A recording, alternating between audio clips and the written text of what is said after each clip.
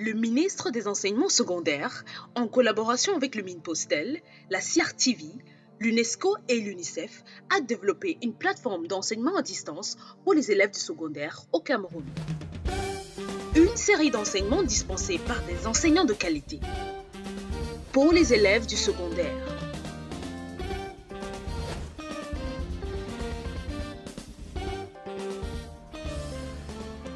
Apprendre n'a jamais été aussi simple avec l'enseignement à distance. Une initiative du ministère des Enseignements secondaires sous la supervision du professeur Pauline Nalovalionga en collaboration avec le ministre des Postes et Télécommunications, la CRTV, l'UNESCO et l'UNICEF. Nous introduisons l'enseignement à distance comme une autre méthode d'enseignement et d'apprentissage qui diffère du cadre de classe traditionnel auquel vous êtes tous habitués. Dans le mode d'enseignement à distance, vous n'êtes pas avec l'enseignant en personne, alors prenez votre temps, détendez-vous, écoutez l'enseignant, prenez des notes et visitez les liens suivants pour toute question ou réponse à vos préoccupations. Allez-y à votre rythme. Nalovalionga, ministre des Enseignements secondaires. Bonjour chers apprenants, je m'appelle Madame Syria Bime Christelle Sandra. Je suis enseignante de lettres classiques et je serai ta tutrice tout au long de ce cours de latin. C'est un cours pour les classes de terminale A1, A2 et A3. Il s'inscrit dans le programme du e-learning. La leçon que nous allons voir aujourd'hui s'intitule « La proposition infinitive ». Nous avons déjà abordé une leçon introductive à cette subordonnée complétive. Dans celle-ci, nous entendons entrer plus en profondeur, ressortir notamment les effets de sens. Le module dans lequel cette leçon s'inscrit comprend différentes leçons. Nous avons des leçons de déclinaison, d'analyse et d'interprétation de textes, de traduction, également des leçons sur l'art oratoire, sur la conjugaison. La leçon que nous allons voir entre dans la 5e séquence didactique, qui comporte des activités portant sur la traduction, sur l'analyse et l'interprétation des textes, notamment ressortir les idées des textes, pouvoir les défendre et se les approprier. Nous avons également des leçons de conjugaison, d'où est tirée la leçon d'aujourd'hui, la proposition infinitive. Nous allons entrer dans le vif du sujet. Alors, prends avec toi ton cahier de cours, ton cahier de brouillon, ton stylo, ton dictionnaire latin et installe-toi confortablement pour suivre cette leçon. Nous commençons par l'objectif. Il s'agit de ce que tu seras capable de faire à la fin de cette leçon. Après l'avoir étudiée, après que nous l'ayons menée ensemble, il y a un certain nombre de choses que tu seras capable de faire que nous ressortons ici. Étant donné que tu es appelé à traduire des textes, à la fin de cette leçon, tu seras capable d'identifier, grâce à ces caractéristiques, une proposition infinitive, de la manipuler et de la traduire correctement. Des éléments te seront nécessaires pour bien comprendre cette leçon. Il s'agit ici des prérequis, c'est-à-dire des choses, des connaissances que tu as en toi et que tu devras convoquer pour mener à bien cette leçon. Tu devras donc convoquer tes connaissances en déclinaison, en conjugaison, également maîtriser tes différentes techniques de traduction. Je te présente maintenant le plan de la leçon. Notre leçon se déroulera selon le plan suivant. Nous avons d'abord la présentation du corpus d'études. Il s'agit d'un texte qui nous servira d'appui et par lequel nous découvrirons la situation problème et dont nous nous servirons après pour mener notre leçon. Après manipulation, nous tirerons des leçons et ensemble, quand je dis nous tirons des leçons, c'est que à différentes étapes de la manipulation, j'aurai besoin de toi pour relever différents aspects et ensemble, nous construirons la leçon que nous allons voir. Nous aurons également un exercice d'application qui nous servira à consolider les connaissances que nous aurons acquises. Maintenant, voilà notre corpus. Observe-le attentivement et lisons ensemble. Causam dicebat apodium iulium, ex veteranis quidam Paulo volontior adversus vecinos suos, et causa premebatur. Meministi inquit imperator, in Hispania talum extorquisse te circa sucronem. cum caesa meminise disquiset. Cum disquiset caesar, quid ni meminerim, et quidem siti confectus, quia pedibus ire ad fontem proximus non poteram.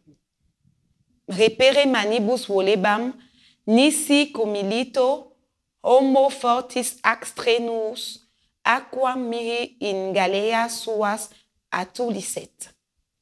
Potes ergo, inquit imperator, agnoscere illum hominem aut illam galeam, caesa ait se non posse galeam cognoscere.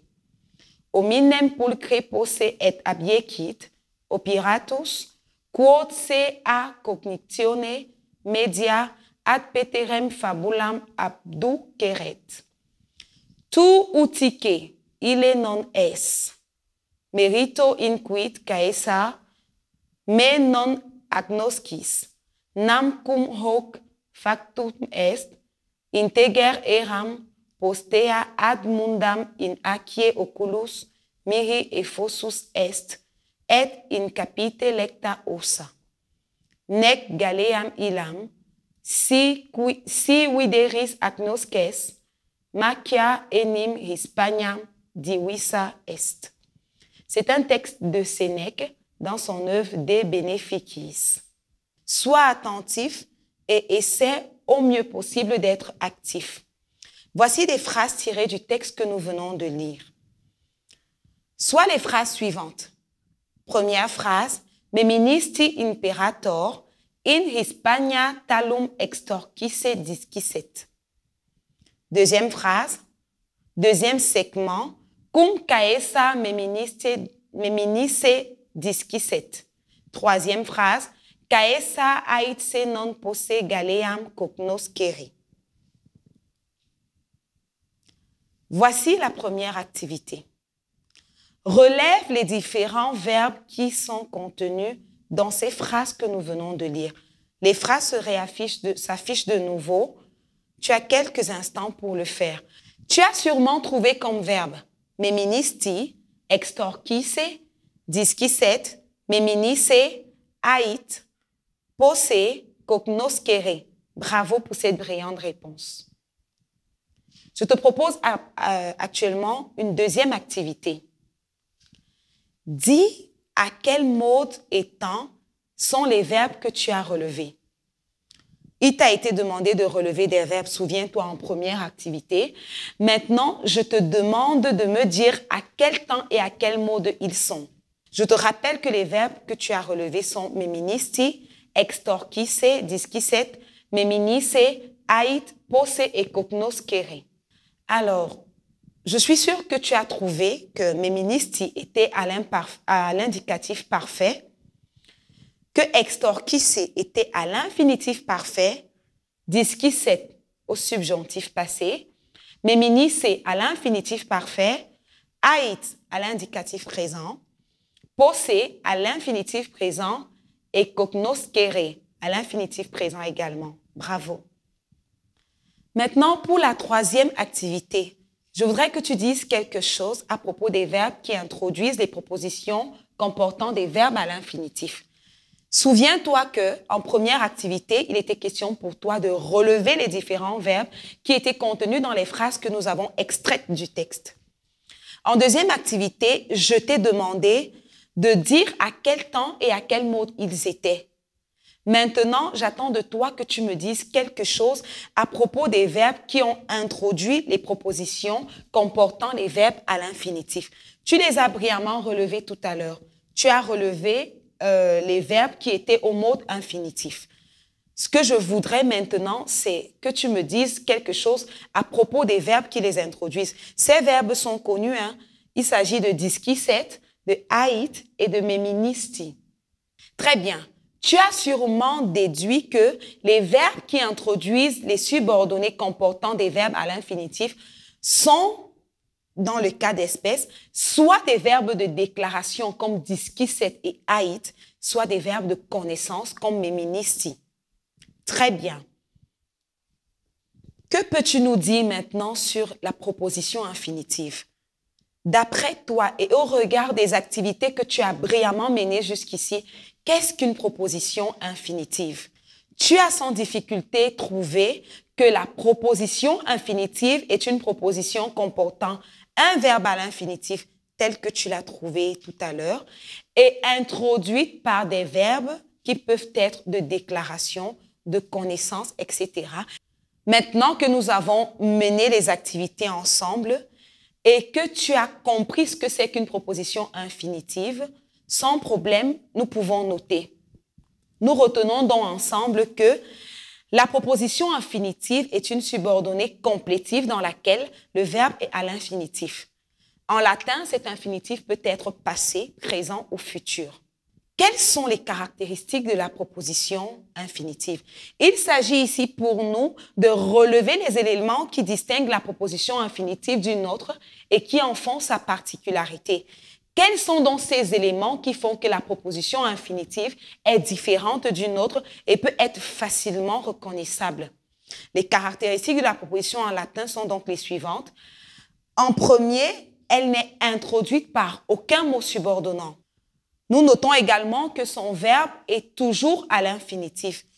Exemple, nous avons la phrase « Credo Paulum esse beatum ». Le verbe « esse », tel que tu le vois à l'écran, est à l'infinitif. Troisième tiret, le sujet toujours exprimé est à l'accusatif. S'il y a des mots qui s'y rapportent, c'est-à-dire des mots qui se rapportent à ce sujet, que ce soit le participe passé, l'épithète, l'attribut ou autre, ces mots se mettront au même cas que le sujet, c'est-à-dire à l'accusatif. Nous savons qu'en latin, le sujet est parfois inclus dans le verbe, c'est-à-dire que c'est la désinence du verbe qui indique son sujet. Par exemple, lorsque j'ai eu vidéo, le sujet, il est évident. À cause de la désinence « au », je saurais que le sujet, c'est « je ».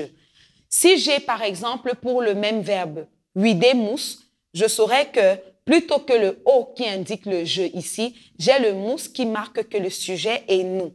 Dans le cas de la proposition infinitive, il ne s'agit pas de ça. Le sujet sera forcément exprimé. Il ne sera pas inclus dans le verbe donc, il sera forcément exprimé et il sera au cas accusatif.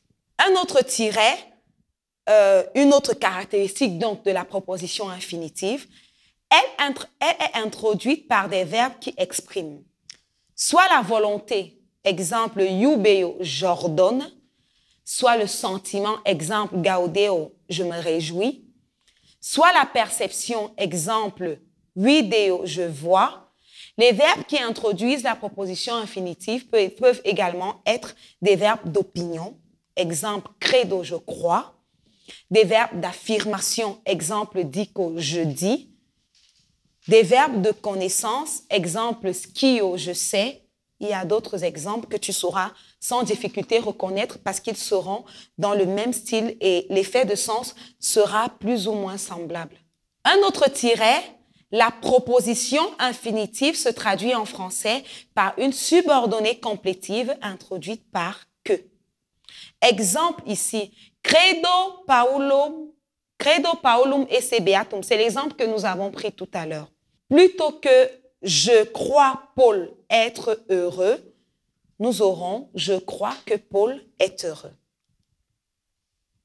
Maintenant, nous passons à la fonction de la proposition infinitive. La proposition infinitive est complément d'objet direct du verbe de la principale. Sa fonction dans la phrase est donc complément d'objet direct du verbe de cette principale. Nous prenons ici un exemple. Dico autoritates esse fortes.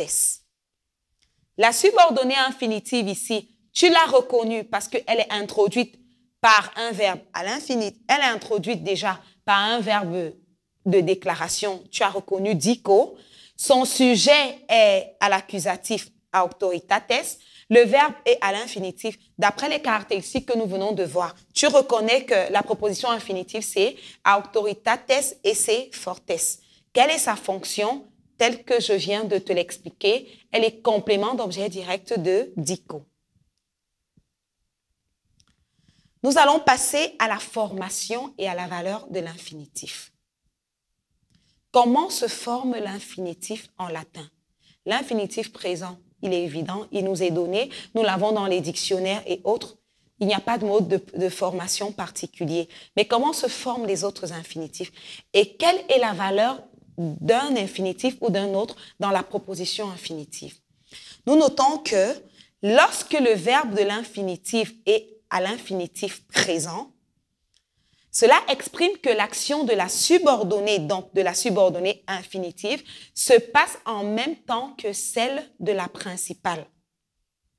Je répète, lorsque le verbe de l'infinitif est à l'infinitif présent, ça exprime que l'action exprimée dans la subordonnée infinitive se passe en même temps que celle de la subordonnée, celle de la proposition principale. Exemple, ici, nous avons « Credo scolam esse utilem ». Je crois que l'école est utile. Tu comprends que entre l'action de croire et le fait que l'école soit utile, il y a une simultanéité.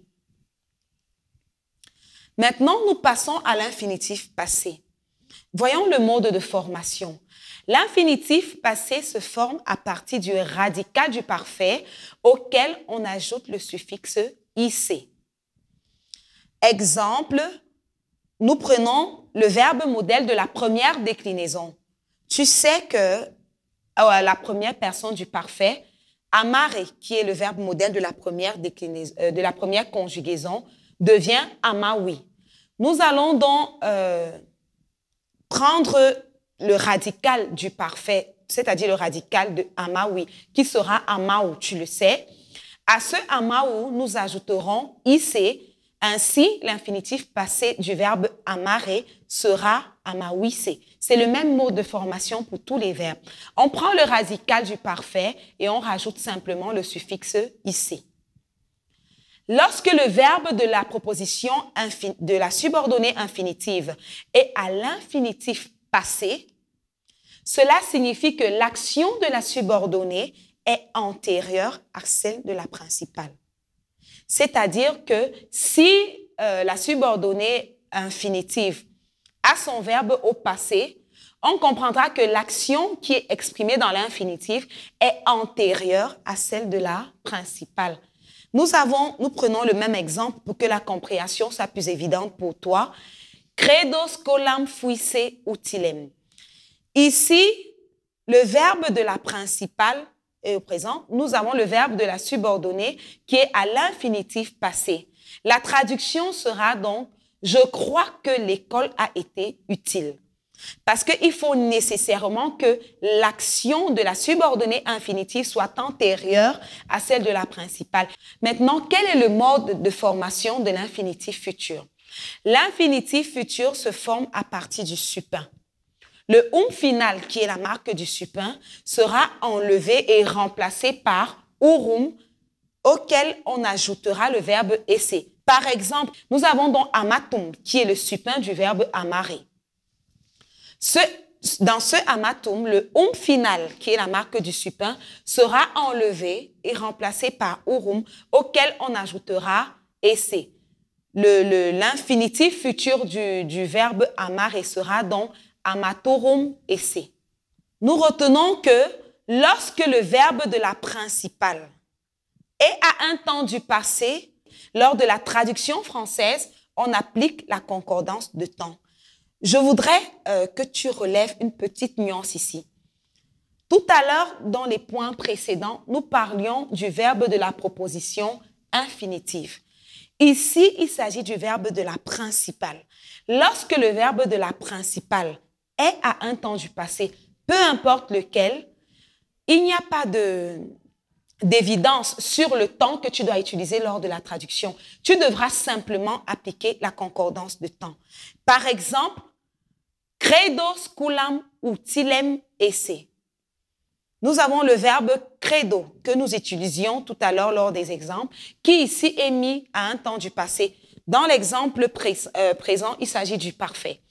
Le verbe credi donc est au parfait. Et puisqu'il est au parfait, dans la traduction, tu devras appliquer simplement la concordance des temps. La concordance des temps, il s'agit pour toi de voir quel temps irait le mieux pour que la traduction soit syntaxiquement et sémantiquement correct. Credis colam utilem esse pourra donc se traduire par « j'ai pensé que l'école était utile ». Tu remarques que le verbe de la proposition subordonnée infinitive est au présent, mais lors de la traduction, parce qu'il faut que tu appliques la concordance de temps, tu devras le mettre à un temps du passé. Nous aurons donc « j'ai pensé que l'école était utile ». Je te propose à présent un exercice pour consolider tes connaissances. Il sera question pour toi de vérifier que toutes les notions que nous venons de voir, tu les as correctement maîtrisées et que tu es capable de les appliquer dans un exercice, que tu es donc capable de les réinvestir dans une situation problème. Voici les phrases que nous avons extraites du texte tout à l'heure et qui t'ont servi lors des différentes activités que nous avons menées au début.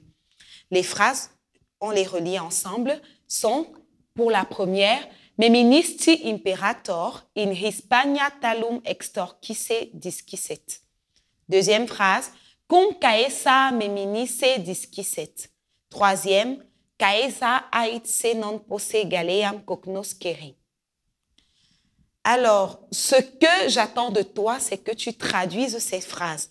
D'abord littéralement et ensuite en français plus élaboré.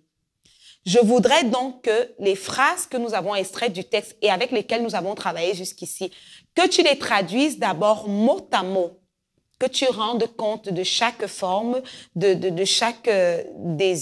tu rendes compte des différentes formes d'abord mot à mot et ensuite que tu me donnes une traduction plus élaborée dans un français correct.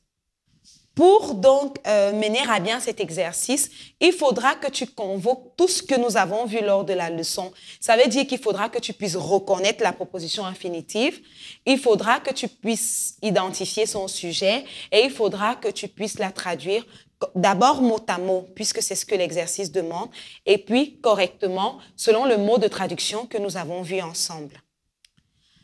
Conformément à la technique de traduction que nous avons vue ensemble, relevons d'abord les verbes.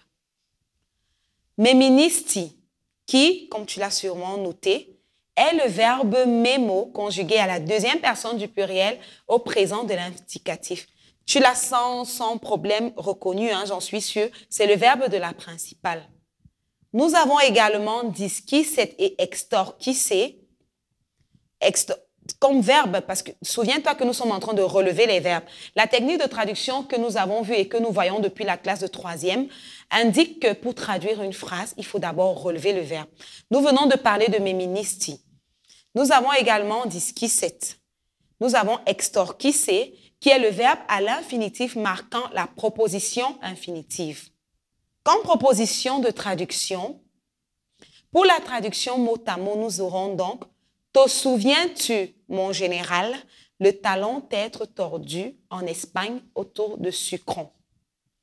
Te souviens-tu, mon général, le talon t'être tordu en Espagne autour de Sucron?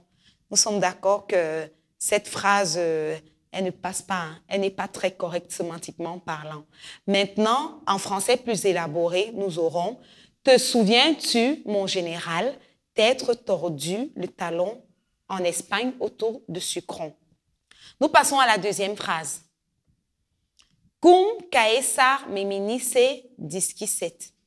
Ici, nous avons une occurrence de verbe de déclaration qui introduit la proposition infinitive. Disquisset. Ici, il s'agit du verbe dico qui est conjugué au subjonctif passé. Souviens-toi qu'il a été vu que lorsque le verbe de la principale, nous ne parlons pas de l'infinitive. Lorsque le verbe de la principale est à un temps du passé, la concordance des temps est de rigueur. C'est ce que nous allons appliquer ici. Nous venons de voir que disquisset, qui est le verbe de la principale et qui introduit dans la proposition subordonnée, est à l'infinitive, est à un temps du passé. Nous allons donc appliquer la concordance de temps. Mot à mot, donc, pour la phrase « Cum caesa meminisse disquisset », nous aurons alors, César avait dit, lui, se souvenir. Qu'est-ce qu'on propose en français plus élaboré? Alors, César avait dit qu'il s'en souvenait. Nous passons à la troisième phrase. Caesar ait se non posse galeam cognos quere. Mot à mot, nous avons César dit, lui, ne pas pouvoir reconnaître le casque. En français correct, plus élaboré dont nous aurons, César répondit qu'il ne pouvait pas reconnaître le casque. Alors, je suis sûre, et je te félicite d'ailleurs pour cela, que en te servant des éléments que nous avons vus, tu as pu, peut-être avec une certaine difficulté, mais que tu as pu mener à bien cet exercice de réinvestissement. Il était donc question ici pour toi de convoquer les différentes connaissances, les différentes notions que nous venons de voir pour pouvoir les appliquer dans un exercice. Nous sommes rendus à la fin de la leçon. Déjà, je te félicite d'avoir été attentif, d'avoir été actif durant toutes les activités et durant cet exercice que nous venons de faire. Je te propose pour finir un exercice que tu feras à la maison en guise de mini-intégration qui te permettra de consolider définitivement les connaissances. C'est-à-dire, après avoir révisé ta leçon, tu pourras faire cet exercice. Ça te permettra de les fixer définitivement et nous corrigerons cet exercice ensemble lors du prochain cours. L'exercice est le suivant. Traduis l'intégralité du texte.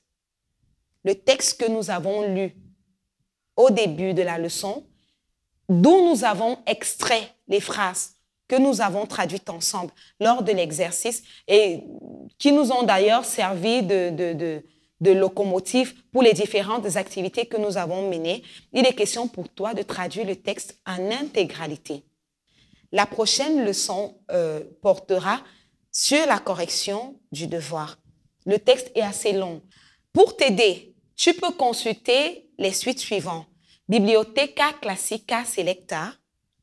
Tu peux également regarder le site www.arrêtetonchar.com. Nous nous revoyons donc à la prochaine séance. D'ici à là, porte-toi bien.